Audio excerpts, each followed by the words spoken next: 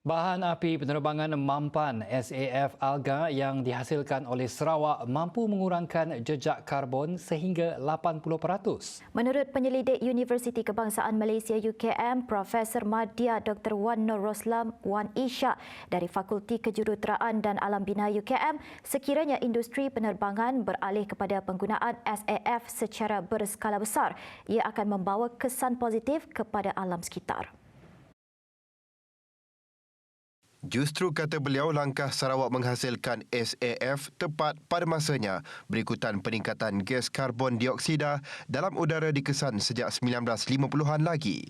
Pada tahun 2021 katanya sebanyak 321 juta tan gas berkenaan telah dibebaskan ke udara. Ia bergantung kepada bahan mentah dan juga teknologi yang digunakan untuk menghasilkan SAF ini, di mana ia boleh mengurangkan kitaran hayat pelepasan gas rumah hijau seperti gas karbon dioksida secara mendadak berbanding bahan api jet konvensional. Sebagai contoh, SAF yang dihasilkan dari sumber mikroalga. Mikroalga mampu memerangkap sehingga 1.8 kilogram karbon dioksida bagi setiap kilogram biogesimnya, manakala kadar keberkesanan pemerangkapan gas karbon dioksida oleh mikroalga juga mencapai sehingga 90%.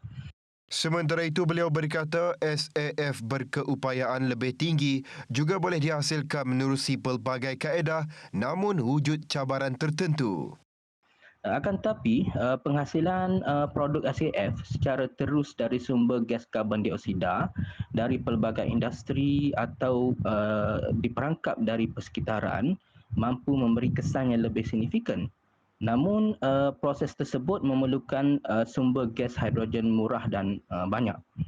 Pada masa sama, pensyarah di Fakulti Ekonomi dan Perniagaan Universiti Malaysia Sarawak UNIMAS, Prof. Madya Dr. Aila Abdul Latif menyifatkan langkah kerajaan Sarawak meneroka ekonomi baharu merupakan satu keperluan serta selaras dengan perubahan teknologi. Pada masa hadapan, beliau turut mencadangkan agar Sarawak terus memanfaatkan potensinya dengan meneroka ekonomi biru yang berkaitan dengan industri maritim.